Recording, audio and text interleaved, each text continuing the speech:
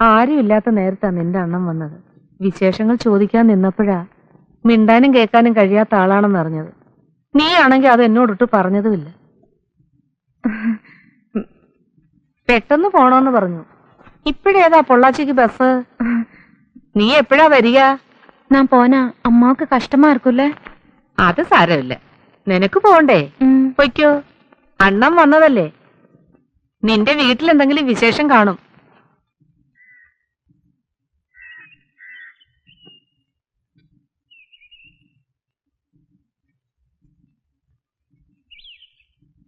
ഇത് വെച്ചോളൂ, ഒരു വഴിക്ക് ഇറങ്ങുന്നതല്ലേ.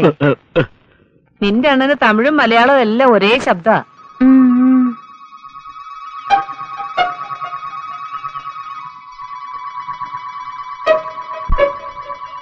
നിന്റെ മുഖം കണ്ടിട്ട് നിനക്കവിടെ ഇഷ്ടമില്ലാത്ത കല്യാണം ആലോചിച്ച പോലെ ഉണ്ടല്ലോ പെണ്ണെ.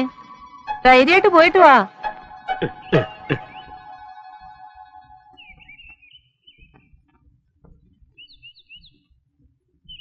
ആ ബാഗ് ഞാൻ പേടിക്കേണ്ട മുന്നിൽ നടന്നോ, ഞാൻ പിടിച്ച് തിന്നാനൊന്നും പോകുന്നില്ല. വേഗം നടക്ക്. തന്നോട് ആരുടെ കോപ്പി ഇതിലെ പോകാൻ പറഞ്ഞത്? ഞാൻ അവിടെ നിൽക്കുന്നല്ലേ പറഞ്ഞത്. നിങ്ങൾ വരാൻ പറഞ്ഞ ഇടവഴിയിൽ പരിചയമുള്ള 1-2 ആളെ കണ്ടു. ഇനിയിപ്പേ ഈ സഹോദര ബന്ധം ഇതോടെ മറന്നേക്കണം. രഹസ്യമാണെന്നും വിചാരിക്കണ്ട, പരസ്യം തന്നെ. താനിത് ആരോടെങ്കിലും പറഞ്ഞാലും വലിയ പ്രശ്നമില്ല. പോ. ശരി. അണ്ണൻ എപ്പടി? പാത്താ കാലം മാതിരി ഇരിക്ക്. സാരമില്ല, സമാധാനപരമായ കുടുംബജീവിതത്തിലേ ഇതൊക്കെ പറഞ്ഞിട്ടുള്ളതാ. ഇനിയിപ്പോ എങ്ങോട്ടാ? നേരെ പൊള്ളാച്ചിക്കോ അതോ പോലീസ് സ്റ്റേഷനിലേക്കോ? അച്ഛൻ ഇത്ര വേഗം നമ്മളെ ഈ പൊള്ളാച്ചി കൊണ്ടിടുമെന്ന് ഞാൻ കരുതിയില്ല. ദൈവാനുഗ്രഹം എന്നൊക്കെ പറയുന്ന ഇതാ. നാം എപ്പോ വെളിയിൽ പോവാ? ഇനി ആർക്ക് വെളിയിൽ പോണം? നാളെ രാവിലെ അച്ഛന് ഈ ചാമ്പൽപ്പര തുറക്കും.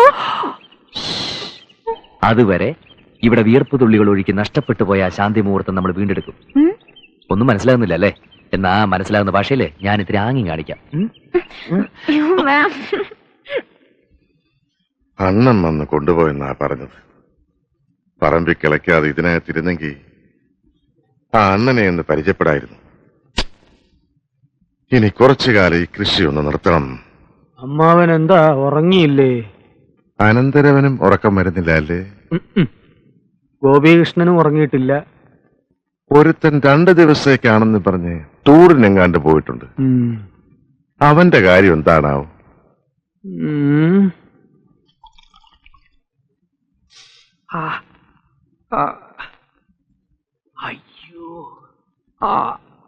கவுண்டர் ஐயாவுக்கு இப்ப வலி எப்படி இருக்கீங்க? 1 மணி நேரத்துக்கு ஒரு தடவை எண்ணெய் தடவணும், 10 நிமிஷத்துக்கு ஒரு தடவை வெந்நீர் ஒத்தடம் கொடுக்கணும்னு வைத்தியர் சொல்லியிருக்காரு. அவங்களுக்கு தவறி விழுந்தது கூட பெருசா வலி தெரியல. நம்ம பொண்ணு பவளத்தை பார்க்க முடியலையேங்கிற மனவலிதான் அதிகமா இருக்கு. അങ്ങനെ നോക്കുമ്പോ ഈ വീഴ്ച ഒരു അനുഗ്രഹമാണെന്ന് കരുതിയാ മതി. പോവാഞ്ഞ് നന്നായി. நாயரே என்னையா சொல்ற?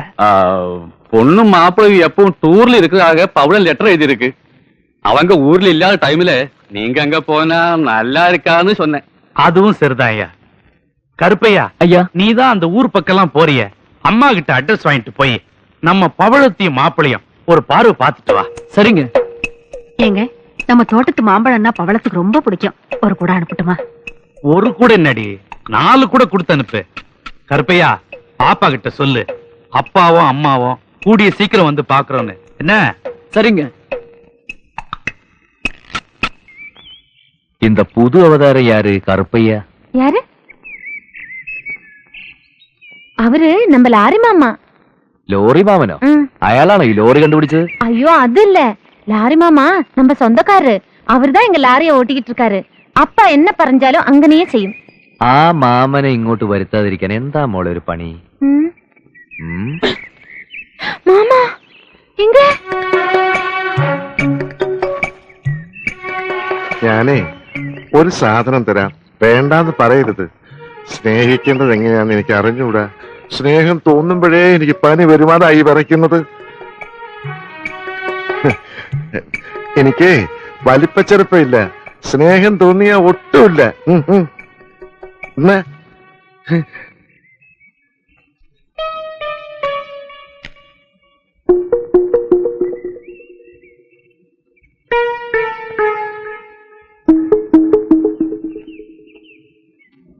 ലോറി മാമ, ലോറി മാമ, ലോറി മാമ. ലോറി மாமா யாரா அவன் என்ன இவ்வளவு அன்பா கூப்பிடுறது? மாமா நான் தான் ஹரி. மாப்பிள, நான் இங்க இருக்கேன்டா. மாமா மாப்பிள, மாமா மாப்பிள, അയ്യോ ലോറി മാമന് ഫുൾ ടാങ്ക് ആവാൻ ഇനി എത്ര കൂടി വേണം? லாரி பாம்பே போகணும், ഓ, அதனால இது போதும். കാട്ടാ പോകാൻ அப்ப பவளம் வீட்டுல இல்ல. ഇല്ല. പവിഴം അമ്മയോടൊപ്പം തറവാട്ടിൽ ഉത്സവത്തിന് പോയിരിക്കുക. എനിക്കാണെങ്കിൽ ഓവർ ടൈമും ഓഫീസിൽ നിന്ന് തിരിയാൻ സമയമില്ല. അതല്ലേ ഞാൻ പോവാത്തത്. സാപ്പിടുക നല്ല നല്ല.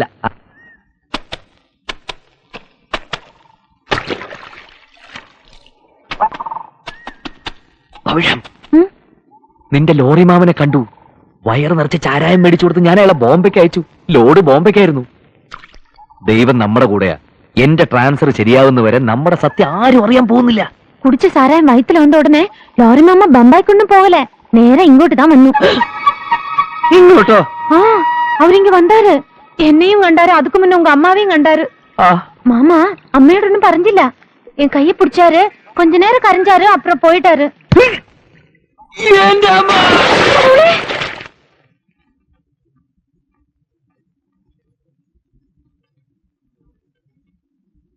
നിനക്കെന്താ പെട്ടെന്ന് ഇങ്ങനെ ഒരു പനി വരാൻ?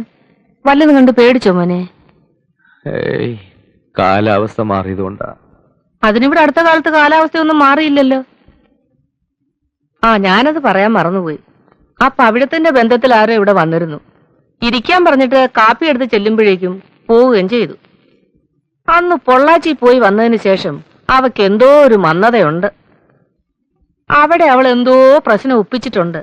തൊലി വെളുത്തിട്ടാണെന്നും പറഞ്ഞ് കാര്യമൊന്നുമില്ലടാ. ഉള്ളിൽ എന്തെങ്കിലും കള്ളത്തരം കാണും. അയ്യോ, നിനക്ക് പിന്നെയും ചൂട് കൂടിയല്ലോ. മാമ, എന്തേ? അവരെ അവരെ പന്നി പിടിച്ചു. ആരെ? അവരെ അമ്മ വേഗം ചെല്ലാൻ പറഞ്ഞു.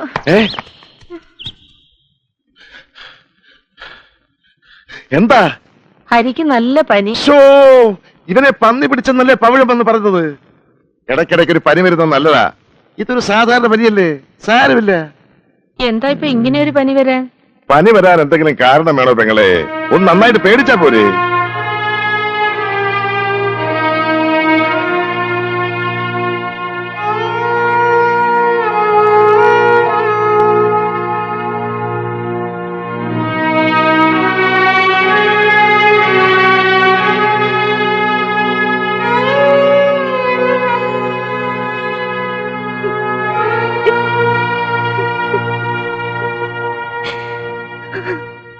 കൃഷ്ണ ഗോവിന്ദ നാരായണ ഗുരുവായൂരപ്പ.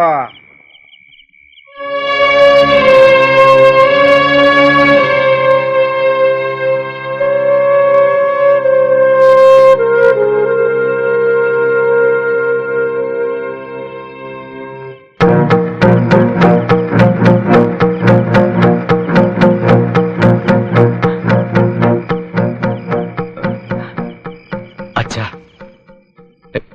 എനിക്കൊരു കാര്യം പറയാനുണ്ട്. പവിഴ എന്റെ ഭാര്യയാണ്.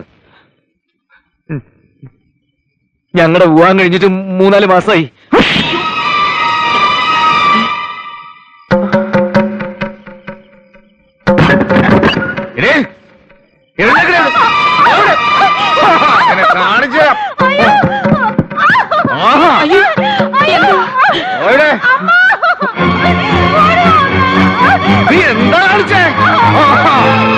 ചതിക്കായിരുന്നോ?